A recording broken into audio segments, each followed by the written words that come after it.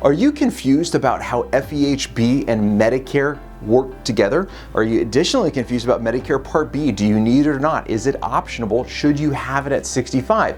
Well, if you do, then this is the video for you. Hi, I'm Micah Shilanski, and this is the FERS Federal Fact Check.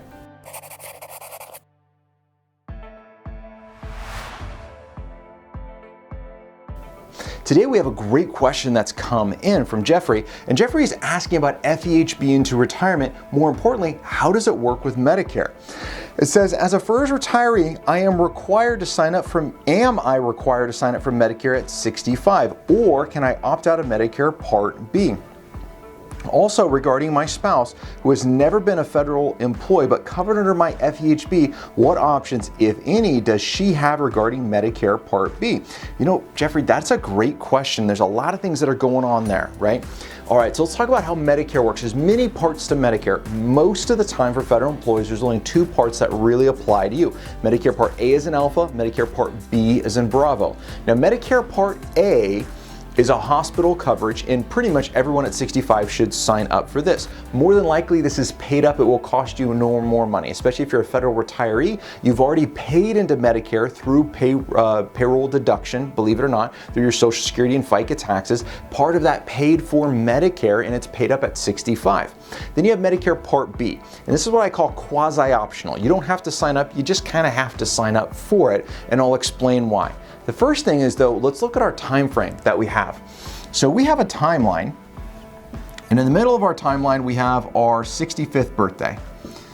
The month that we turn 65, so let's say that you're in June, because that's when I was born. So in June, you're gonna be 65. So what that means is you have a 7-month window in order to enroll in Medicare Part B and not have a penalty. You have 3 months before your 65th birthday, the month of your 65th birthday, and 3 months after your 65th birthday to enroll in Medicare Part B with no additional penalty. Now, what happens if we fail to follow directions?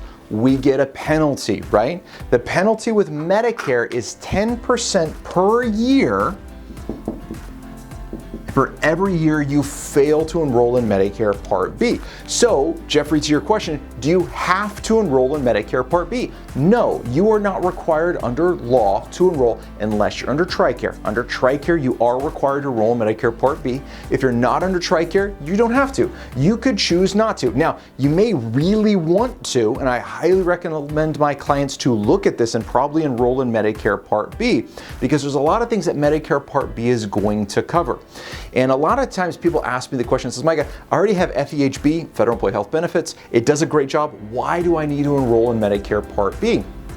And really what we've seen over time, especially as clients age, more and more insurance companies want Medicare to pick up the expenses because they get off the hook. So they want that Medicare premium to come in, and they kind of change their benefits. They change the way some of the things are set up over time to really highlight you having Medicare Part B. And if you don't have it, it can cost you thousands of dollars out of pocket. Now, because Medicare Part B is what I say quasi-optional, there's a cost. It's around, I don't have the correct number off the top of my head, I'm going to say it's around $150 a month per person to enroll in Medicare Part B. So there's a cost with it, right?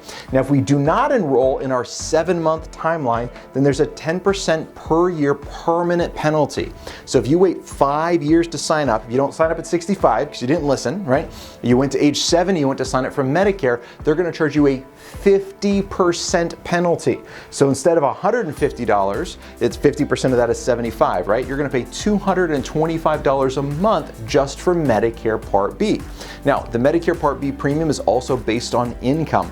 The more income you make, it's called an IRMA. The more income you make, the higher your premium is going to be. So these are some really important things that you have to factor into this Medicare decision. So Jeffrey, to your question, do you have to take it? No. Should you take it? Probably, right?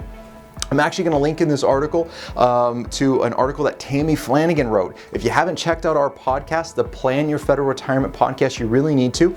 Tammy and I spent a lot of time talking about this. She actually really likes how Aetna kind of blends together with that Medicare Part B, what actually can save you a little bit of money. So she's written about it. We'll also put some links to the podcast so you can go directly into that. But the biggest thing I want you to take away is you have this 7-month window to make a decision to make sure there's no penalty. Now, if you're working past age 65, then you can actually defer that decision. You don't have to make it at 65 if you continue to work. In our example, Jeffrey's already retired, so he has to make it at 65. If you're gonna work till 67, you do not have to enroll in Medicare until after you separate. Then you have an 8-month window after you separated to enroll in Medicare Part B without a penalty. So a little bit more flexibility. So learn a little bit more about Medicare. How does it coordinate? Probably plan on it in your retirement plan for having that additional $150 a month expense per person for Medicare. I hope this information has been helpful, and if you're curious about how this information applies to your personal situation, then scroll down below, click the link to set an appointment. I'd be happy to sit down and chat with you virtually, and we can go over all of this information and how it applies to you. And until next time, happy planning.